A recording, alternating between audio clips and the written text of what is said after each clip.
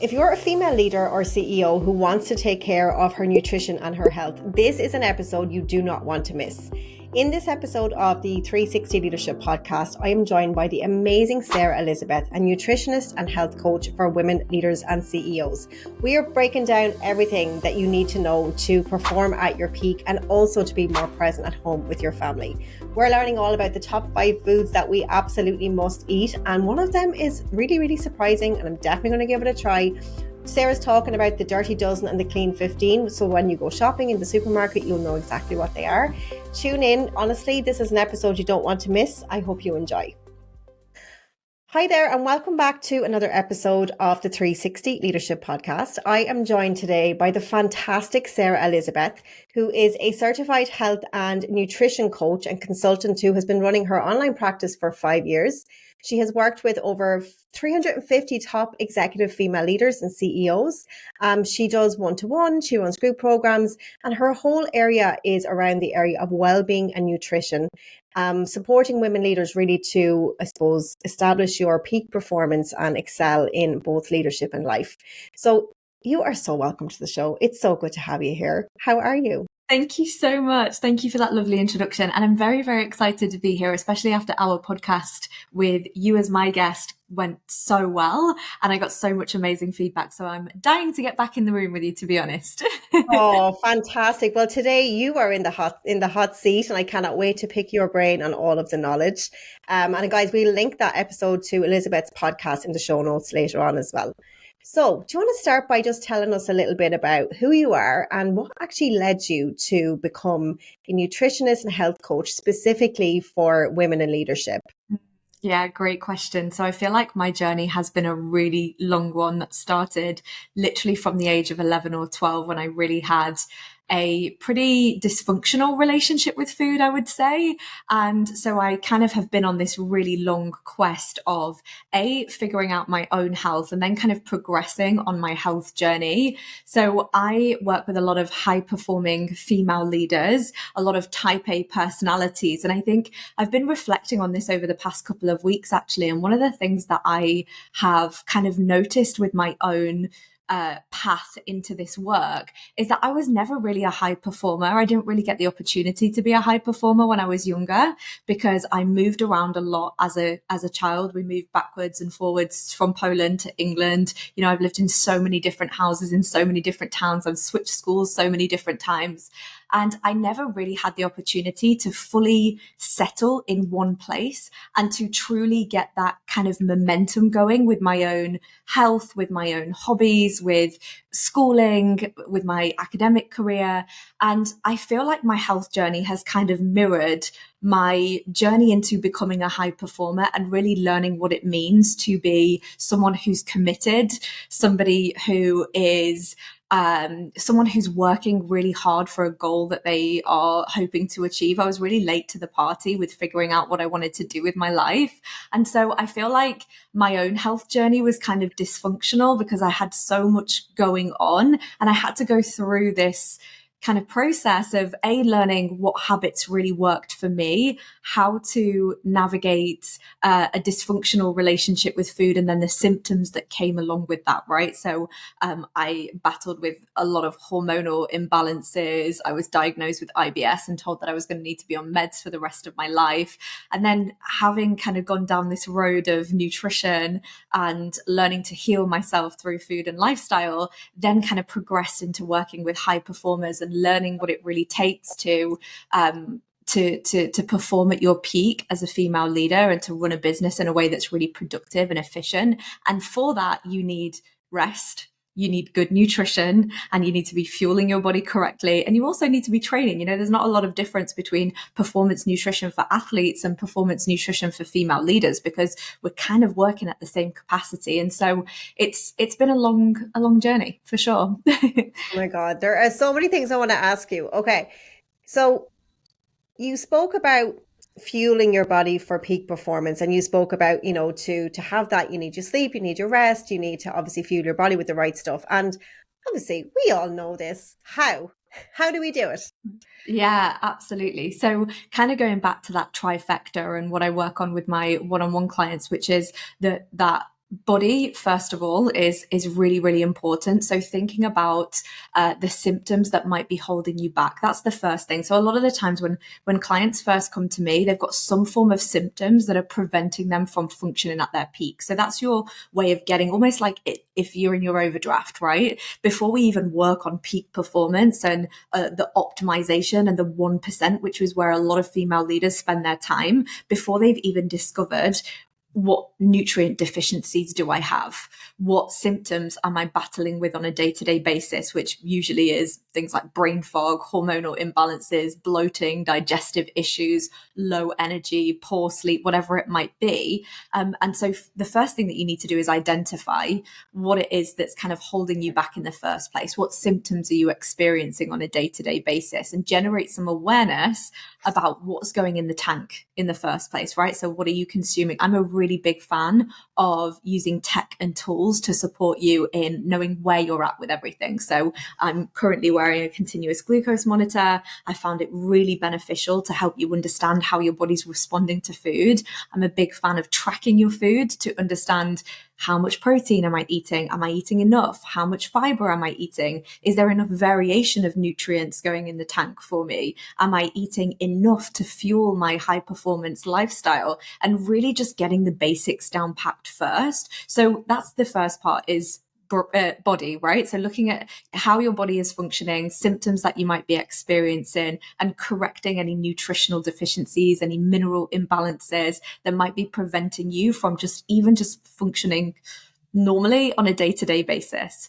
The next one is brain. So this is where things get really exciting and where I love to spend time with clients. So when we're looking at brain health, we're not just thinking about nutrition, which we can go into that if you want to in a little bit more detail, specific nutrition for the brain. But we're also thinking about cognitive drills and practicing. So you've got in your brain, right, you've got lots of different regions, and every single region of the brain is responsible for different functions. And so if you think about the amount of skills that we need to utilize as female leaders on a day-to-day basis, right, the amount of information that we have to process, the amount of high-stake decisions that we're making on a day-to-day basis, the amount of difficult conversations that we sometimes have to have, the amount of communication that we're expecting ourselves to have on a day-to-day basis, and even things like, your visionary thinking, all of that requires different crevices of the brain, if you will. And if you're not practicing using those on a day-to-day basis, if you're not practicing utilizing each of those different skills, you lose the ability to use them over time. And what I find with a lot of the female leaders that I work with is that they kind of wait until they're in a high-stakes situation before they utilize that skill. And so it's almost like being an athlete and kind of expecting yourself to function at your peak when you're only training on race day, or when you're only training when you've got a competition coming up, right? We need to be practicing these skills in and around our work so that when we have to make a high stake decision, or we have to have a difficult conversation, or there is a lot of information that we need to process, we're already utilizing those skills because we've been practicing them. And so that side of the spectrum is really, really interesting and fun. Another one is hydration. So your brain, even if you're 2% dehydrated, it can impair your cognitive function by at least 20%.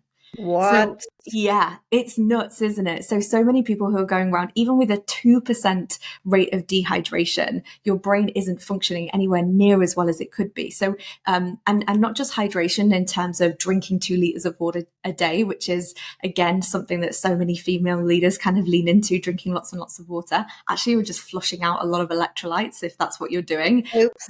That's me.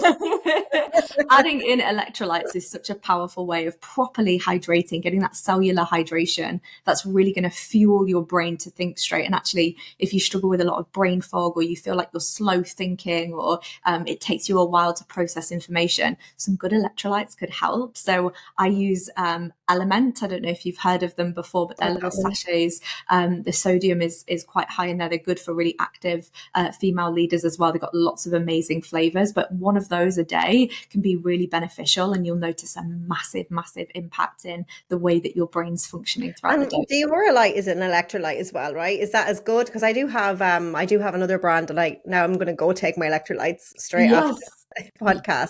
Yeah, I think have a look at the ingredients on the labels, and this is another thing, right, that I just find is one of my biggest bugbears as a nutritionist is there are so many things that are labeled as electrolytes, high protein, high fiber, and then you look at the label and it's full of sugar, full of fillers, full of emulsifiers. So try and keep the ingredients to as low as you can. So practicing looking at what you're eating, looking at the labels, and asking yourself, am I happy that this is going in my body?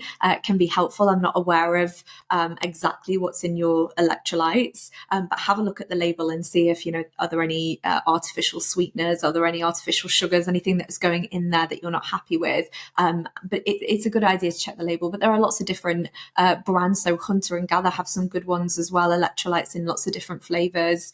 And Humantra are another brand that are really good, really accessible. So there are lots of different brands, but just have a look at the label and see if you're happy with them.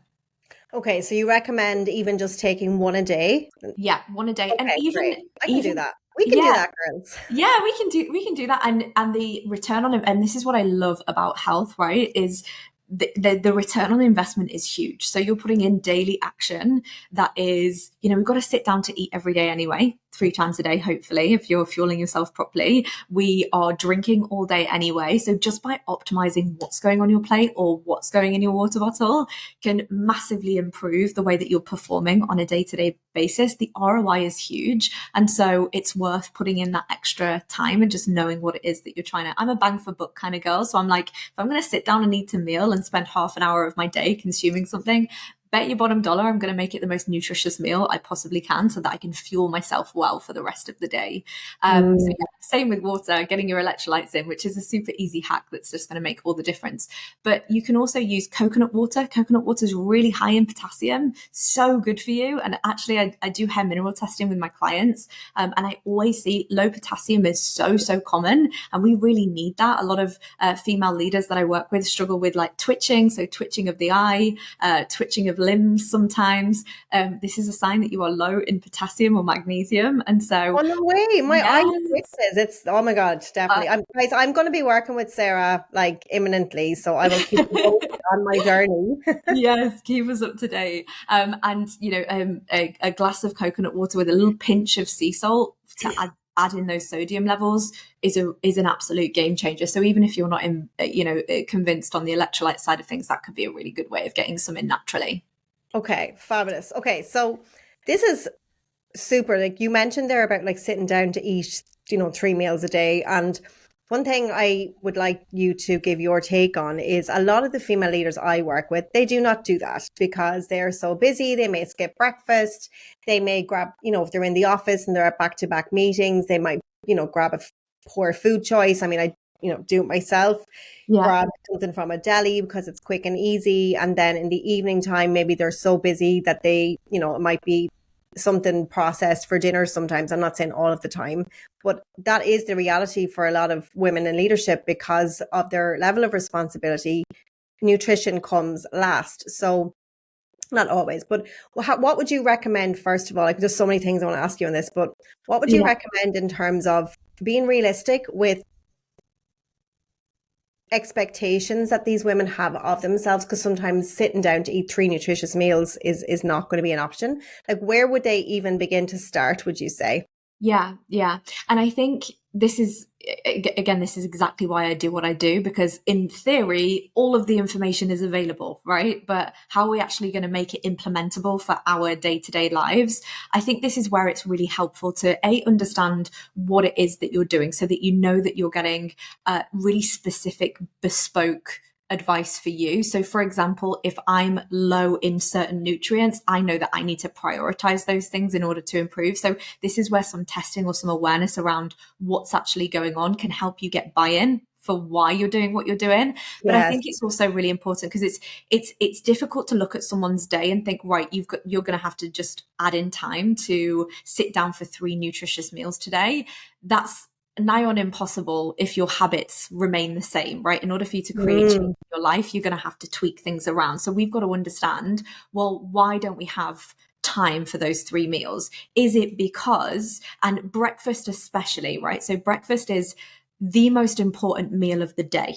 It really is. I know that that's a saying that is kind of thrown around, but it absolutely is. And if you front load your nutrition to the beginning part of your day, you will notice a massive, massive improvement in not only your mental cognition, but in your energy levels. For anyone who's having that 3 p.m. drop in the afternoon, that's down to what you were doing early in the morning. That's got nothing to do with your afternoon state of being. That's actually because we didn't set ourselves up well enough first thing to be able to create sustainable energy for the day. And so, and what would you recommend? Sorry, I'm just jumping in here, but like totally. say for breakfast, a lot of women, again, like they don't like big breakfast. They're too busy, or like intermittent fasting comes into play. Like what do you recommend? And I know it's bespoke per person, but in general. Totally. Yeah. So I think you've got to start with where you're at. So if you're someone who's like, the thought of breakfast makes me physically sick, I don't want to do it, it's not a vibe for me, then even just having a smoothie is a good place to start. I don't love it. I don't think that smoothies and protein shakes and things like that are as satiating as a good high protein meal. However, it's better than nothing. So meet yourself where you're at and start steady. I would advocate for something like, I love a savory breakfast. And actually, I really don't believe in breakfast foods. I think that the sooner we can get out of the habit of eating breakfast foods for breakfast, the sooner we'll all create optimal health. So the way that I like to look at breakfast is, so I will have salmon, and I know this sounds gross, but do you know those tins of salmon that you can get at the supermarket, wild pink salmon? I will have one of those in the morning with sometimes hard-boiled eggs that I did the day before and a handful of rocket. So that is immediately like 5 minutes put together time, especially if you pre-cook the boiled eggs for, and chuck them in your lunchbox and take them with you to work, or you have it in your fridge ready to go. Those tins are such game changers because it's a hit of protein that's still really satiating, that is readily available, and it doesn't go off. So if it's in the cupboard for weeks and weeks, it really doesn't matter. You're not wasting any food. And so little hacks like that can be really beneficial, and you throw it in a bowl. One of the things that I always say to my one-on-one clients is, it doesn't have to make emotional sense, it has to make nutritional sense. So you'll find me chucking chicken sausages with a handful of blueberries, with a handful of sauerkraut, and eating that for breakfast. It makes nutritional sense, right? We've got a high protein meal. Yes, I've added in some fiber that doesn't quite feel right because you're eating fruit with savory, but the ROI that you will get on that investment of time, and this is where if you can learn to throw quick things together and carry it around with you, the amount of my clients who will pre-cook a bunch of chicken sausages and take them in and literally eat them cold at their desk first thing in the morning with a handful of blueberries, that is going to sustain you way better, and you'll notice a massive difference than if you're skipping breakfast. I'm not a believer in intermittent fasting. There's not a lot of science, especially for menstruating women. We're finding now that actually a lot of the studies that have been done on intermittent fasting have actually been done on men or postmenopausal women. And so when we're looking at things like hormonal balance, so when we're looking at things like creating hormonal balance and energy as menstruating women or women who aren't in that postmenopausal phase, we need fuel, right? And we need a good level of fuel to function at our peak. So in my opinion, it's worthy of the investment of time. And if you're someone who's like, I'm so busy, I just don't have capacity, can you grab and go something? Where can you meet yourself where you're at? Could you pre-cook something while you're cooking your dinner the night before and chuck it in the fridge for later and eat it, with your hands in the car if you need to? I don't love that, but I appreciate that some people are going from absolutely nothing to trying. And so that's where we need to kind of just meet ourselves with the benchmark that we're at. And then over time, when you start to notice, and this is the great thing about female leaders, is when they start to notice progression, they immediately want to continue because they're like, this stuff works. And so create a little bit of a result for yourself to get buy-in to do more is where I would start. But as I was kind of saying earlier as well, look at your full routine, right? So if you're someone who's rushing around and busy in the morning, ask yourself, are you setting yourself up well the night before? Sometimes your morning meal actually relies on you making a little bit more space in the evening, even if it only takes 5 minutes. I'm a really big fan. I always talk to my own clients about the lazy girl way of doing something because I'm a business owner as well. I'm busy. I have a lot going on. I don't have time to be meal prepping and spending hours and hours in the kitchen, I'm a big fan of the slow cooker. So when I'm up in the morning and I'm chucking things in a lunchbox for the day, I'm also throwing things in the slow cooker.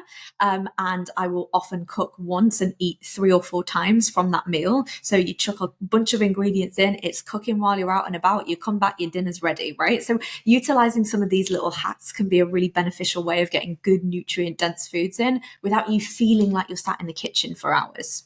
And if there were 5 foods that you would recommend that everybody should have, these 5 things, what would they be? I love this. So first of all, I'm a big fan of red meat. I think red meat is a superfood. I know there's a lot of noise about red meat not being beneficial. I think quality is really important when it comes to red meat, but I think it's an absolute powerhouse. Protein is really essential for us, especially as female leaders. And so I'm a big fan of beef mince, especially mixed in with, this is probably going to gross everybody out, but I'm a big fan of organ meats. So organ meats are literally the nature's multivitamin. They are full of vitamins and minerals that we need to function at our peak. So we're looking at B vitamins, we're looking at selenium, we're looking at zinc, all of these incredible nutrients that's just packed into one food. So I will get, and I order this online, I'll get mince with a small percentage of offal meat in it, so you don't even taste it. And I'll make a chili and eat it a couple of times a week. And that's my multivitamin tick done through food. So I'm going to say first one is red meat. And I always find that when we increase protein intake, especially nutrient dense bioavailable protein intake, immediately people notice that their hair is thicker, they have more energy, their skin health improves, they feel stronger, they're sleeping better. And so that's number one. I'm also a really big fan of probiotic rich foods. So sauerkraut is an appropriate side for every single meal. I'm a really big fan. It's got lots of beneficial bacteria in it that support your gut health. And it's a really easy way of getting fiber into your diet because usually you buy it in a jar. So again, when we're thinking about throwing together those 5-minute meals, having a couple of forkfuls of sauerkraut and just chucking it on the side of something that you pre-cooked beforehand makes a meal that's just protein, also protein and fiber. So really big fan of anything pickled or fermented. Blueberries, really, really important for brain health. Blueberries are an absolute superfood. If you can find them wild, that's even more beneficial because they have more nutrients in them. Even if you get them frozen is fine. In fact, they often freeze them when they're at their most nutritious phase of life. And so if you're buying frozen berries and things like that for keeping or whatever, that's totally okay. But definitely berries are really beneficial, especially blueberries. And when you say wild, do you mean organic or what's wild Yeah, mean? so wild, organic is always best with berries anyway, just because they can be sprayed with a lot of pesticides, unfortunately. So organic is always best with berries. In fact, I recommend looking up the Dirty Dozen and the Clean 15. This is basically the 12 most kind of pesticide-ridden foods on the market versus the 12 that are like the cleanest. And so if something's on the Dirty Dozen, I would recommend getting it organic. And if it's on the Clean 15, then, it's okay to have it not organic. Or if you don't buy it organic, you just want to make sure that you're washing it properly and really, and really being diligent about that. So it's worth having a look at that. I've got a copy of that on my notes in my phone so that I'm just like, oh my God, we are all doing that. Yeah, it's worth Dirty it. Dozen and the Clean 15. We will remember that one. Yeah, okay. Totally. So we have our red meat with our little bit of offal sprinkled in. I'm sure your local butcher would probably do that for you. 100%. And these are parts of it's so interesting because the parts of the animal that we usually discard and throw away are actually the most nutrient dense parts, right? So you might find, and again, bodybuilder culture hasn't been great for this in terms of there's, a chicken breast, for example, whereas actually thighs have got way more nutrients in them than the chicken breast. And we tend to not really enjoy like the jiggly bits and things like that. They're the most nutrient dense parts. In fact, I'd probably say another superfood is bone broth.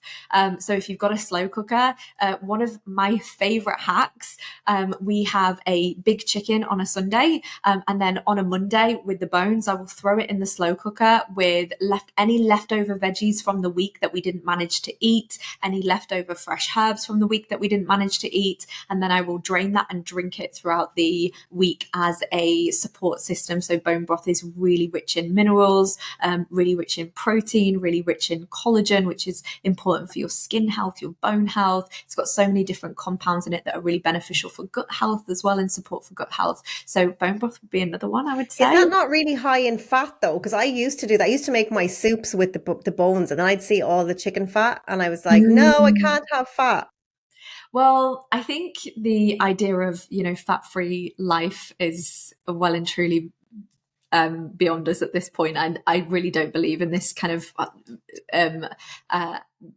issue with fat. So this is very much like a 90s thing, isn't it? It's like everything had to be fat free, and oftentimes when something's fat free, it's usually like really full of sugar. And again goes back to looking at your labels and seeing what's actually in your food.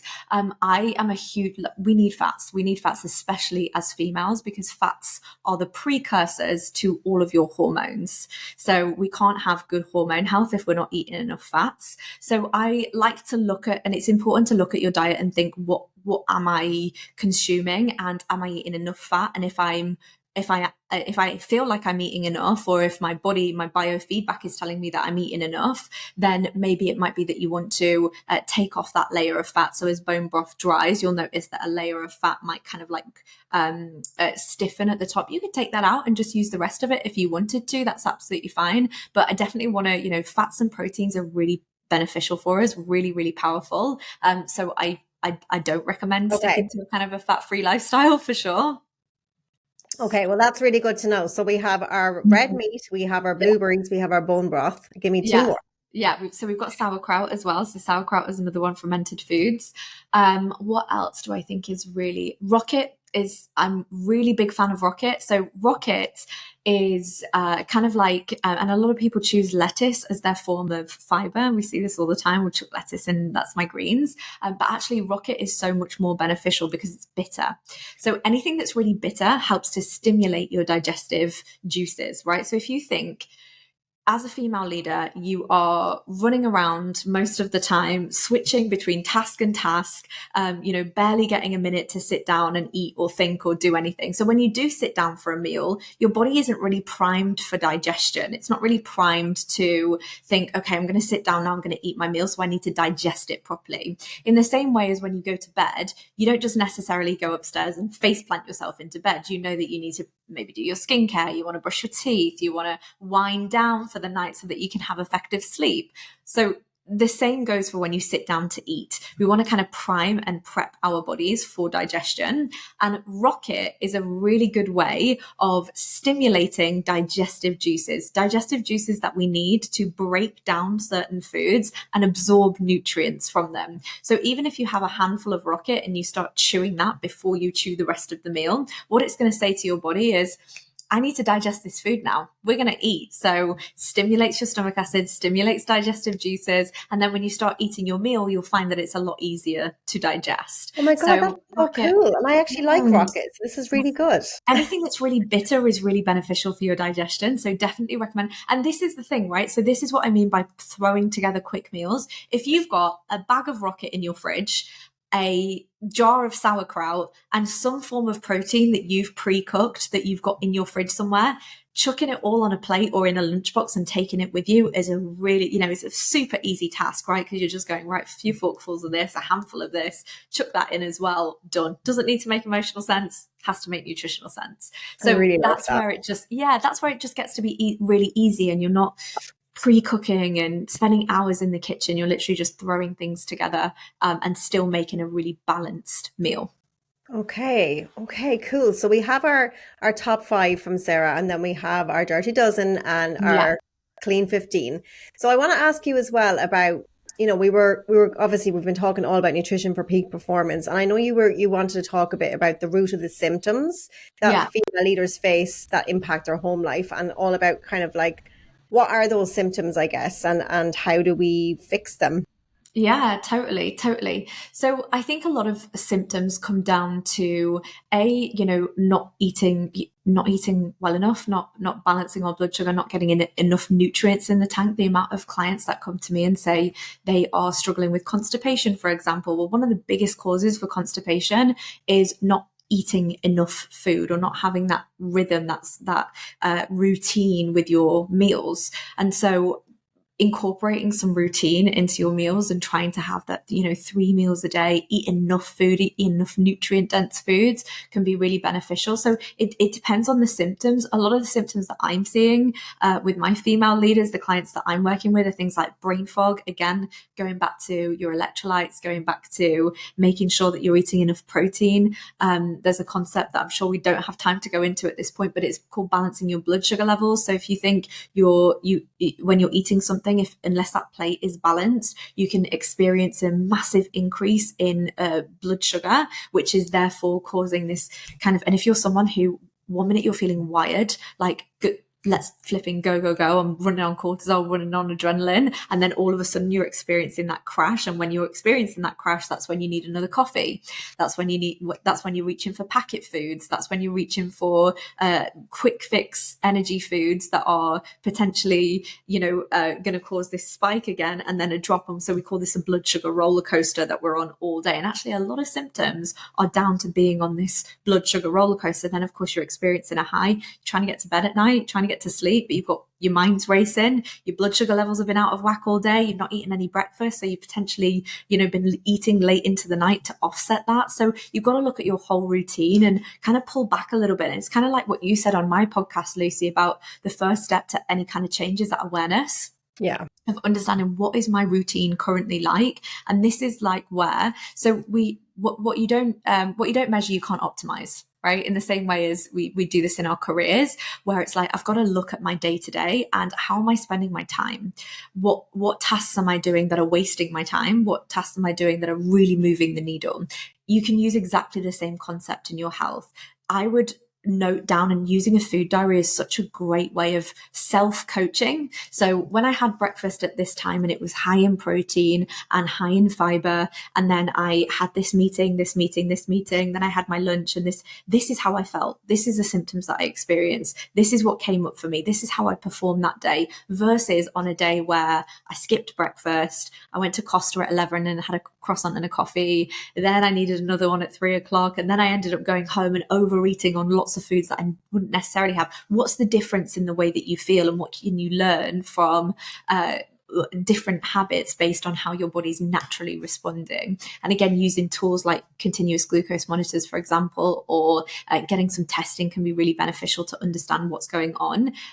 But yeah, I think in terms of symptoms, some of the most common that I'm seeing in practice from female leaders are things like brain fog, hormonal imbalances, a lot of burnout and stress, to be honest, which has a massive nutritional component. Not a lot of people are talking about this link between burnout and nutrition, but if you're not fueling yourself properly and you're expecting yourself to go at 100 miles an hour, that's naturally going to lead to burnout. And so one of the things that I like to teach my clients is this concept of building resilience to stress. So this is not about, and so many people talk about this where it's like, right, we need to add in all these stress management practices all day long, meditate, do this, do that, do the other. We've got enough on our plates, quite frankly. We've got enough to be doing. And sometimes I find that with the clients that I'm working with, if I'm adding more stress reducing practices to their day, they're like overwhelmed by it. Whereas if we can pull back and say, actually, what are you already doing? You're already eating, you're already drinking. Why don't we optimize what you're doing to create more resiliency to stress, so that you're not in this place where you're going, burning out for a week, going, burning out for a week. How can we create that resiliency so you've got more capacity for stress? Does that make sense? I mean, I really love that point. And guys, if you're multitasking, please come back to me, because I don't know, for me, this only dropped probably last year, was around, like you say, you spoke about like your body being like a tank. And if you think about a car, right? You can go longer and work more hours if you have the right fuel. So I think sometimes because obviously we work with similar people and we talk about burnout, a lot of it comes from working too many hours.